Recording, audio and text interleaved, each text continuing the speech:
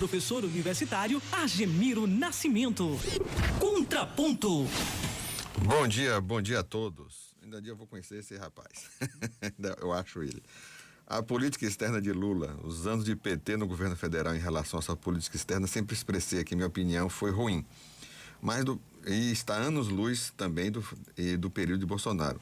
As escolhas dos governos Lula e Dilma na busca de parcerias internacionais foram desastrosas e não trouxeram benefícios políticos.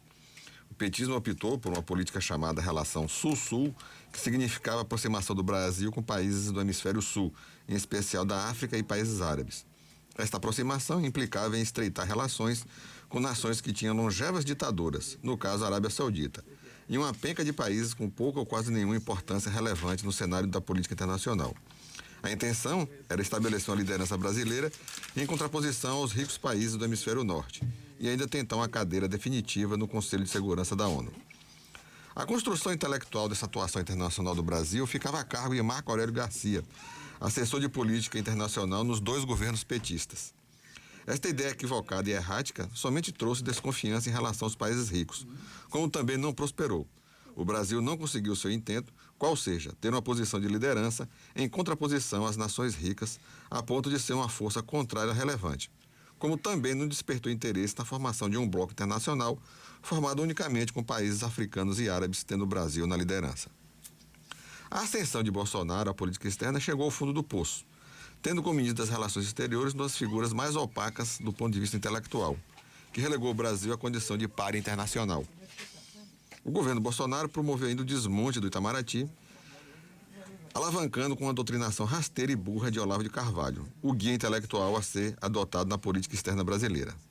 E o afastamento do país dos organismos multilaterais, pois a cretinice ideológica defendida pelos estertores do atraso era de que havia uma proeminência do que essa gente chama de globalismos e quejandos que assola o mundo e que, em razão disto, o comunismo reinaria no mundo. Enfim, uma coisa típica de gente de pouca ou nenhuma leitura, para não dizer outra coisa. Soma-se a isto o desprezo internacional que a figura de Bolsonaro despertava entre as lideranças internacionais. Nenhuma autoridade relevante buscou se aproximar de tão distinta figura. Somente o pilantra do Trump, por ser a versão americana daquele que Bolsonaro sempre ambicionou, teve uma aproximação. Aliás, diga-se de passagem, também não trouxe nada de concreto e relevante ao Brasil.